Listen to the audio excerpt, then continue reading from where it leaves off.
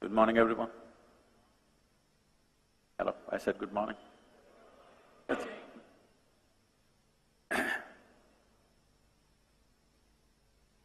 the moment we are born as human beings, life has become very complicated.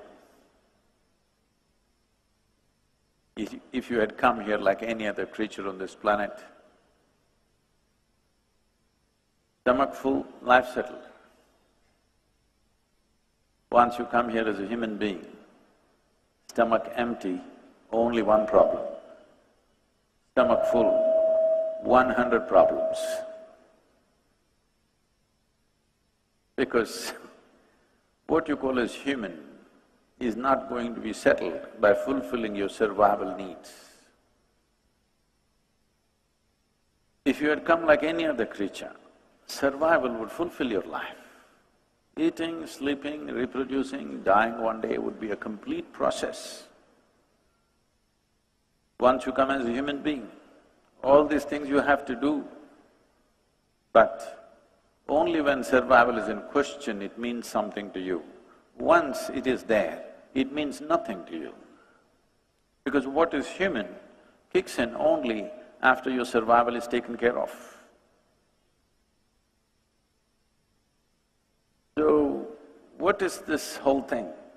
In the evolutionary process, we are supposed to be on the top of the pile on this planet.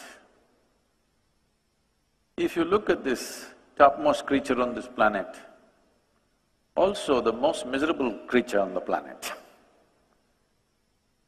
Every other creature, if their survival requirements are taken care of, they're just quite okay. Maybe they're not ecstatic, but at least peaceful.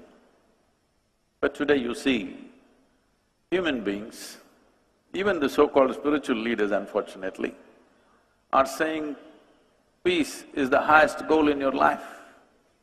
Just now somebody asked me, how to attain ultimate peace? Spiritual leaders are going about teaching, peace of mind is your goal. Such people will only rest in peace. It'll only happen when they're dead. Till then it won't happen. Peace is not an ultimate goal of your life. If you want to enjoy your lunch today, you must at least be peaceful, isn't it? Hello? Are we in talking terms? Are we in talking terms or is this a problem? Is it true, if you want to enjoy your lunch, if not joyful, at least you must be peaceful? If you want to enjoy the people in your home, if you want to enjoy the people at work, if you want to enjoy the process of work, at least you must be peaceful, isn't it? So is this the ultimate goal of your life or is this the most basic requirement in your life? It is the most basic requirement. Now this basic requirement has become impossible for a whole lot of people because most people are in a constant state of mental diarrhea.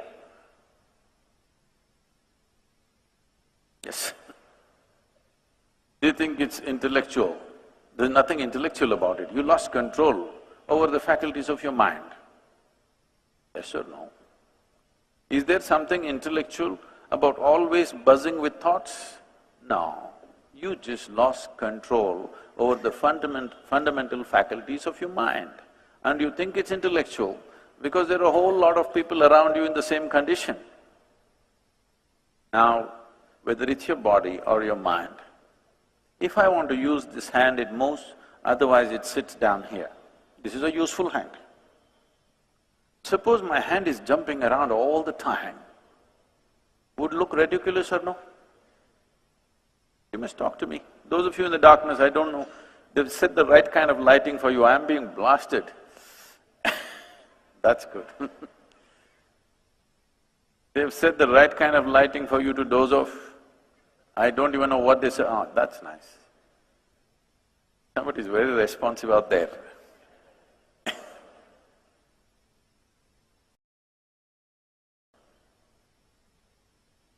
Now, would this not be ridiculous if your body started doing its own things without your permission? Yes. Is it not equally ridiculous that your mind is doing things without your permission? Your only comfort is others cannot see you, but now you're lit up. Sitting in the darkness of your mind, you think others cannot see it. No, if they pay enough attention, they can see it. Yes? So, if we want to live a sensible life, forget about a spiritual life, forget about some phenomenal life. If we want to live a sensible life, at least being peaceful and joyful is a basic requirement, isn't it?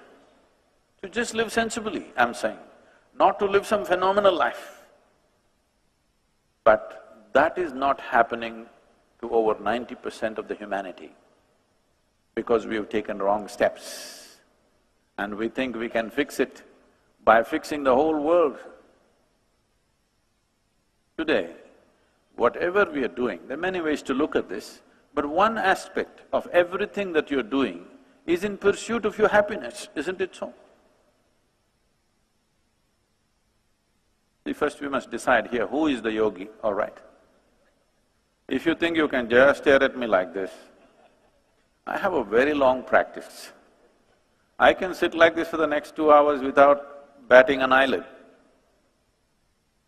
Hello? We're talking, all right? Is it true that if your body and your mind took instructions from you, naturally you would create utmost pleasantness for yourself? Yes or no? If unpleasantness is happening, obviously your body and your mind not taking instructions from you. This out-of-control state, you're giving it all kinds of names. If you were given a choice for yourself, pleasantness would be the choice, highest level of pleasantness, isn't it? What you want for your neighbor may be debatable, but what you want for yourself is clear, isn't it? Pleasantness means what? If you're pleasant in your body, we call this health. If it becomes very pleasant, we call it pleasure. If you're pleasant in your mind, we call this peace. If you become very pleasant, we call it joy. If you become pleasant in your emotion, we call this love. If you become very pleasant, we call it compassion. If you become pleasant in your very life energies, we call this blissfulness. If you become very pleasant, we call it ecstasy. If your surroundings become pleasant, we call this success. This is all you're looking for in your life, isn't it so? You want your insides pleasant, you want your outsides pleasant. Organizing outside pleasantness needs a certain amount of skill, certain amount of cooperation from many people around you. There are many forces in the outside situation. You must have the skill to get the cooperation of… If you can keep the cameras down, please, those of you who are on… You want to look at me through your third eye, you can do it, but not an apple eye, okay?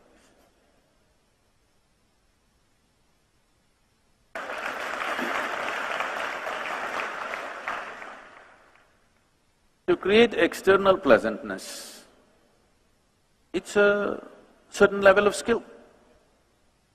People may not cooperate, situations may not cooperate, many forces in the nature may not cooperate sometimes.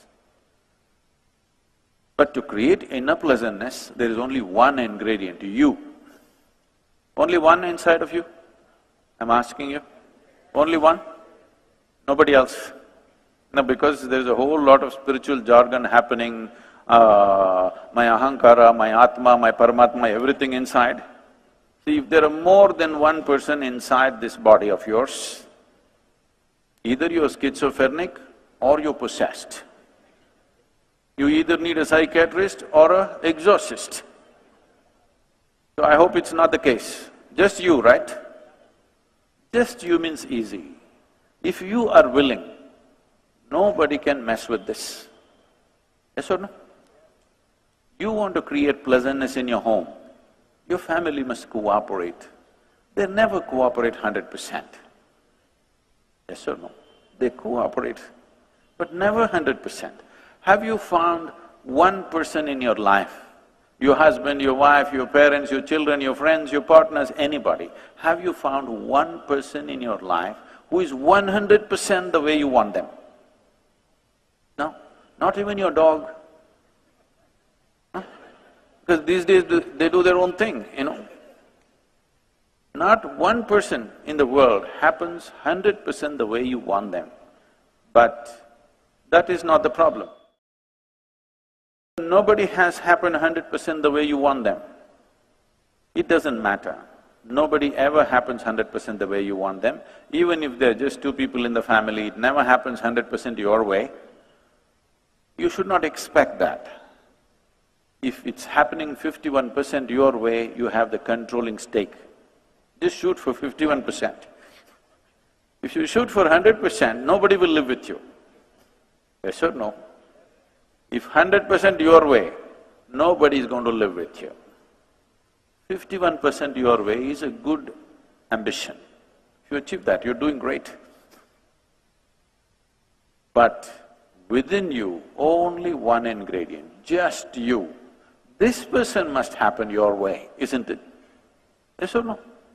This one person must happen your way. If this person does not happen your way, you're a lost case.